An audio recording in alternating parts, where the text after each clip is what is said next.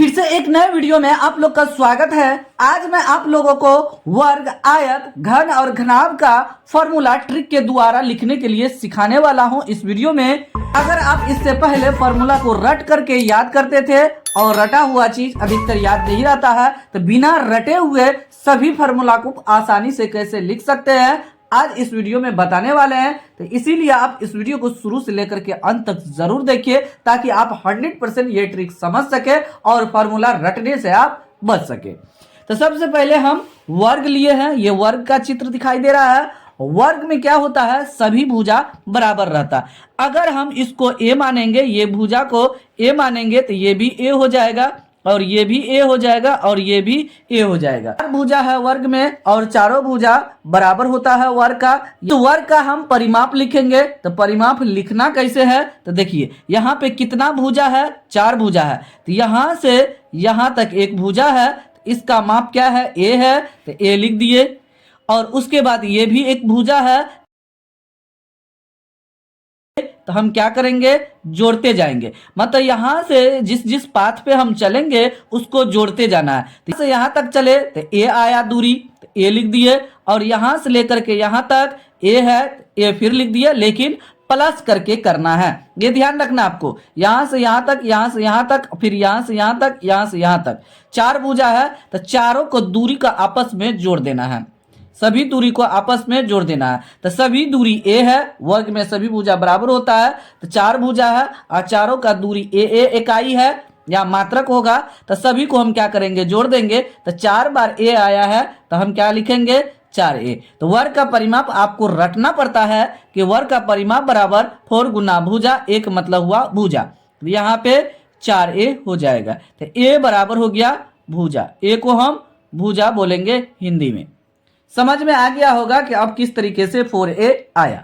चलिए तो अब क्षेत्रफल कैसे निकालेंगे, तो क्षेत्रफल निकालने के लिए क्रॉस करके कोई दो भुजा को गुना कर देना है।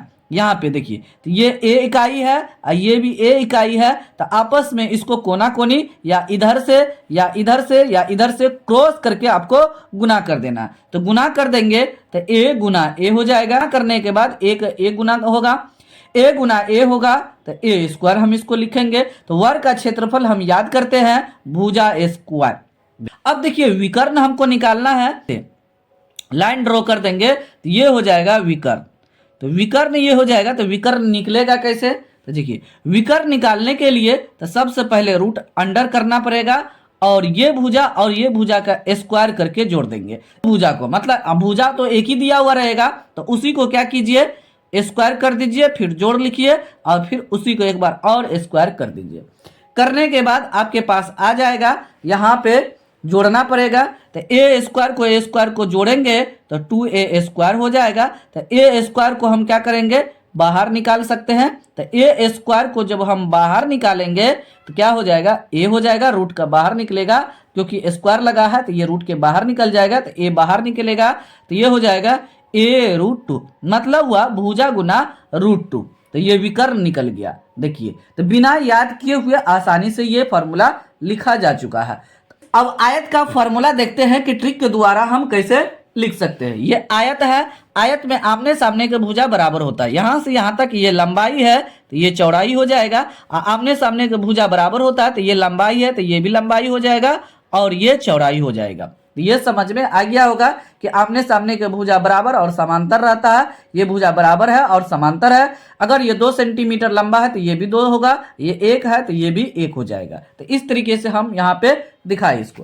तो अब आयत का परिमाप लिखेंगे कैसे, देखिए। तो परिमाप जैसे अभी वर्ग का परिमाप क्या बोले, जो भुजा के पाथ पे हम चले, यहाँ से यहाँ तक एक भुजा है तो उसका लंबाई l है तो l लिखेंगे, फिर प्लस लिखेंगे। यहाँ आए, यहाँ से यहाँ तक लंबा है b तो b को जोड़ देंगे और यहाँ से यहाँ तक क्या है, l है तो फिर l को जोड़ देंगे और फिर यहाँ से यहाँ तक फिर पुनः वापस आ गए तो b होगा तो b जोड़ देंगे। तो परिमाप निकालने के लिए आपको सभी भुजा को जोड़ देना है, चाहे आयत हो या वर्ग हो। आपको क्या करना है, सभी भुजा को आपस में जोड़ देंगे तो आपका ये आयत का परिमाप आ जाएगा। ये आपको समझ में आ गया होगा। अब यहाँ पे ध्यान देना है, ये L है, ये L है, 2 बार L है तो 2L लिख देंगे, और 2 बार B है तो 2B लिख देंगे। यहाँ पे 2 कॉमन कर लेंगे तो L प्लस B हो जाएगा। L का मतलब हुआ लंबाई, B का मतलब हुआ चौड़ाई। तो हम याद करते हैं आयत का परिमाप बराबर 2 इंटू लंबाई जोड़ चौड़ाई, यही याद करते रहते हैं। तो आपको यहाँ पे समझा है कि किस तरीके से ये फार्मूला आया, आपको बता रहे ट्रिक के द्वारा कि फार्मूला आपको लाना कैसे है जब आपको याद नहीं रहेगा तो। चलिए अब क्षेत्रफल निकालना है, तो क्षेत्रफल में क्या कीजिए, क्रॉस करके, जैसे अभी वर्ग में गुना किए थे उसी तरीके से आपको गुना करना है। इधर से इधर गुना कर दीजिए, इधर से उधर गुना कीजिए, इधर से इधर कर सकते हैं, इधर से इधर कर सकते हैं। कोई एक को हम क्या करेंगे, क्रॉस करके ऐसे गुना कर देंगे। तो L को B से गुना करेंगे तो मतलब लंबाई को चौड़ाई से गुना करेंगे तो लंबाई गुना चौड़ाई हो जाएगा। तो आयत का क्षेत्रफल बराबर लंबाई गुना चौड़ाई हम याद करते रहते हैं। अब देखिए विकर्ण हमको चाहिए, तो ई कोना से ई कोना को मिला देंगे, यही मेरा विकर्ण है।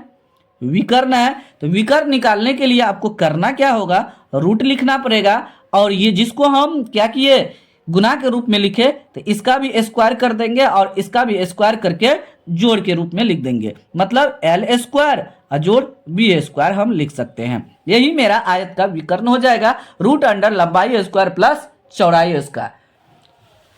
फ्रेंड्स अगर हमको घन का फार्मूला लिखना है तो वर्ग को ध्यान में रखना पड़ेगा, माइंड में रखेंगे तभी घन का फार्मूला हम लिख सकते हैं आसानी से। अगर ध्यान में नहीं रहेगा वर्ग तो हम आसानी से नहीं लिख सकते, क्योंकि यहाँ पे 2 वर्ग हम बना चुके हैं। तो इसको हम घन बना रहे हैं, ध्यान से देखिए। इस कॉर्नर को मतलब यहाँ से यहाँ मिला देंगे, यहाँ से यहाँ मिला देना है, फिर यहाँ से यहाँ मिला देना है। देखिए यहाँ से इसमें मिला देंगे और यहाँ से यहाँ मिला देंगे। देखिए आपका घन रेडी हो चुका है। घन में भी चारों भुजा बराबर होता है, लेकिन घन में 6 फेस होता है। चलिए तो ये देखिए हम समझ लेते हैं, ये घन टाइप से है। देखिए इसके ऊपर में है तो उसके नीचे में होगा 2 फेस हो गया, यहाँ है तो इसके बैक साइड हो जाएगा 4 फेस हो गया, इस साइड है तो इसके बैक साइड हो जाएगा 6 फेस हो गया। सभी भुजा लंबाई चौड़ाई और ऊंचाई जो होगा घन का एक समान होगा। ये भी ए होगा और ये भी होगा, यहाँ से यहाँ तक जो ऊंचाई है ये भी ए होगा। मतलब सभी भुजा एक समान हो जाएगा। पृष्ठीय क्षेत्रफल निकालते हैं तो वक्र पृष्ठीय क्षेत्रफल निकालते समय हमेशा 2 फेस नहीं लेते हैं, मतलब ऊपर वाला नहीं लेंगे और इसके बैक साइड वाला नीचे वाला नहीं लेंगे। 6 फेस में 2 फेस गायब हो जाएगा, 4 फेस बचेगा तो 4 हम यहाँ पे लिख देंगे। लिखने के बाद एक फेस का क्षेत्रफल है ना, तो क्षेत्रफल हमको निकालेंगे। एक वर्ग का क्षेत्रफल क्या होता है, भुजा स्क्वायर होता है, तो भुजा स्क्वायर यहाँ पे लिख देंगे। 6 फेस में 4 फेस लेंगे और यहाँ पे 4 लिख देंगे। और एक वर्ग, इसमें वैसे वैसे 6 वर्ग है घन में, तो 6 वर्ग में से एक वर्ग का क्षेत्रफल निकाल लेंगे। तो भुजा स्क्वायर होता है एक वर्ग का क्षेत्रफल, ए गुना ए होता है वर्ग का क्षेत्रफल। हम जब निकालते हैं तो इसको इससे हम गुना कर देते हैं, तो स्क्वायर करके लिख दिए, हो गया 4 गुना भुजा स्क्वायर घन का वक्र पृष्ठीय क्षेत्रफल। जब संपूर्ण पृष्ठीय क्षेत्रफल लिखेंगे तो टोटल घन में कितना फेस है, 6 फेस है, तो 6 लिख देंगे। क्षेत्रफल निकालना है तो वर्ग का, एक वर्ग का क्षेत्रफल कितना हो जाएगा, भुजा स्क्वायर हो जाएगा, तो यहाँ पे भुजा स्क्वायर लिख देंगे। तो घन का संपूर्ण पृष्ठीय क्षेत्रफल हो जाएगा 6 गुना भुजा स्क्वायर। आपको समझ में अब आ गया होगा। चलिए अब देखिए हमको आयतन निकालना है, तो आयतन निकालने के लिए हमको वर्ग का क्षेत्रफल चाहिए। तो वर्ग का क्षेत्रफल क्या होता है, ए गुना ए होता है, मतलब ए स्क्वायर। इसके ऊंचाई से गुना कर देना है, ऊंचाई से क्या करेंगे, गुना कर देंगे। तो ऊंचाई से गुना कर देंगे, ए स्क्वायर में जब ए से गुना करेंगे तो ए क्यू हो जाएगा। घन का आयतन होता है भुजा क्यू, हम उसको रट्टा मारते रहते हैं। अब हमको विकर्ण चाहिए, तो विकर्ण कैसे लिखाएगा, तो विकर्ण निकालने के लिए हमको लंबाई, ये लंबाई है तो लंबाई और चौड़ाई और ऊंचाई यहाँ पे एक समान है, तो लंबाई का स्क्वायर और जोड़ चौड़ाई का स्क्वायर हो जाएगा, जोड़ ऊंचाई का स्क्वायर हो जाएगा। क्योंकि इसमें लंबाई भी ए है, चौड़ाई भी ए है और ऊंचाई भी ए है, तीनों एक समान है। तो लंबाई के स्क्वायर, चौड़ाई के स्क्वायर और ऊंचाई के स्क्वायर, तीनों को जोड़ देंगे तो यहाँ पे हो जाएगा 3a स्क्वायर हो जाएगा। तो ए स्क्वायर क्या होगा, रूट के बाहर आ जाएगा, तो यहाँ पे मेरा हो जाएगा a √3, भुजा गुना √3। यहाँ पे हम लिख देंगे भुजा गुना √3 हो जाएगा, भुजा √3 हम याद करते रहते हैं। फ्रेंड्स, अगर आपको घनाभ का फॉर्मूला लिखना है ट्रिक के द्वारा तो आपको आयत हमेशा ध्यान में रखना पड़ेगा। देखिए आयत का हम यहाँ पे चित्र बनाया है, इसी को हम क्या करेंगे घनाभ में कन्वर्ट करेंगे इसी चित्र को। तो देखिए इस कॉर्नर से इस कॉर्नर को हम मिलाते हैं, मिला करके जब पूरा कंप्लीट कर देंगे तो यहाँ पे ये घनाभ की तरह दिखने लगेगा। देखिए यहाँ पे इसको इससे हम मिला देते हैं, इसको इससे मिलाएंगे और इसको इससे मिलाएंगे। देखिए अब आपको पूर्णतः घनाभ दिखाई दे रहा होगा चित्र में। लिए क्या थे, आयत लिए थे, आयत से घनाभ बन गया। यहाँ पे तो आयत में होता है लंबाई, ये लंबाई हो जाएगा, और ये यहाँ पे चौड़ाई होता है तो ये चौड़ाई हो जाएगा, और यहाँ से यहाँ तक ये ऊंचाई होगा।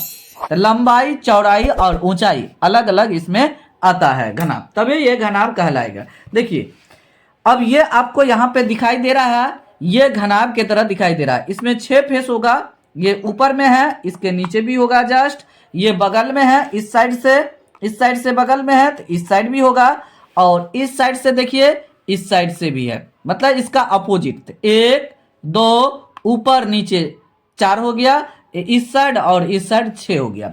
चलिए तो यहाँ पे घनाभ का वक्र पृष्ठीय क्षेत्रफल हम लिखते हैं। तो घनाभ का वक्र पृष्ठीय क्षेत्रफल लिखने के लिए आयत का परिमाप का जरूरत पड़ेगा। तो आयत का परिमाप क्या होता है, आयत का परिमाप होता है 2 इंटू लंबाई जोड़ चौड़ाई, और इसमें क्या करेंगे आयत का जो परिमाप है इसमें ऊंचाई से गुना कर देंगे, तो ये हो जाएगा घनाभ का वक्र पृष्ठीय क्षेत्रफल। या संपूर्ण पृष्ठीय क्षेत्रफल कैसे लिखेंगे घनाभ का, तो देखिए इसमें एल बी लंबाई चौड़ाई और ऊंचाई होता है घनाभ में। तो अब क्या करना है, 2 करके आपको गुना करते जाना है।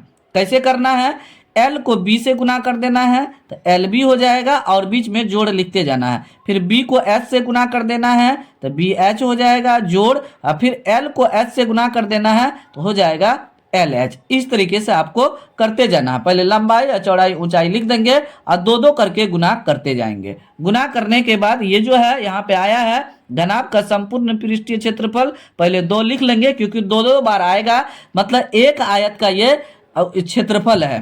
तो वैसे वैसे 6 आयत है तो इसका भी 2 होगा, इसका भी 2 होगा, इसका भी 2 होगा, इसीलिए दोनों मन में ले लिए। और उसके बाद यहाँ से देख करके उतार देंगे, LB plus BH plus LH हो जाएगा। तो यहाँ पे आ गया घनाभ का संपूर्ण पृष्ठीय क्षेत्रफल बराबर 2 इंटू लंबाई जो गुना चौड़ाई जोड़ चौड़ाई गुना ऊंचाई जोड़ ऊंचाई लंबाई गुना ऊंचाई। इस तरीके से मेरा फॉर्मूला आ गया है। आयतन लिखना है तो हम क्या करेंगे, आयत का क्षेत्रफल लाएंगे। तो आयत का क्षेत्रफल क्या होता है, L गुना B होता है।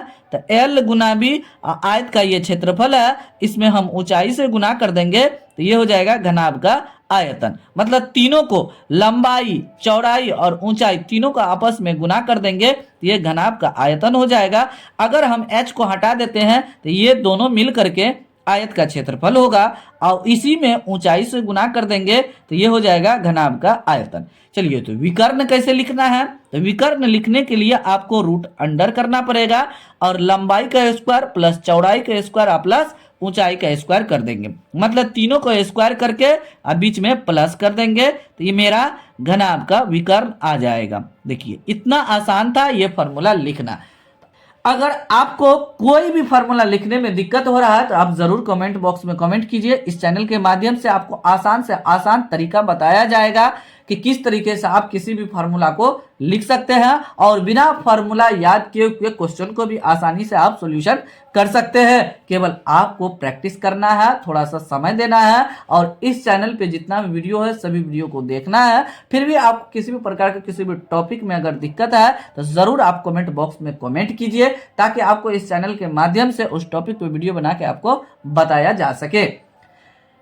फिलहाल वीडियो को यहीं समाप्त करते हैं, मिलते हैं अगले वीडियो में कुछ नया टॉपिक कुछ नया कंसेप्ट लेकर के मिलेंगे।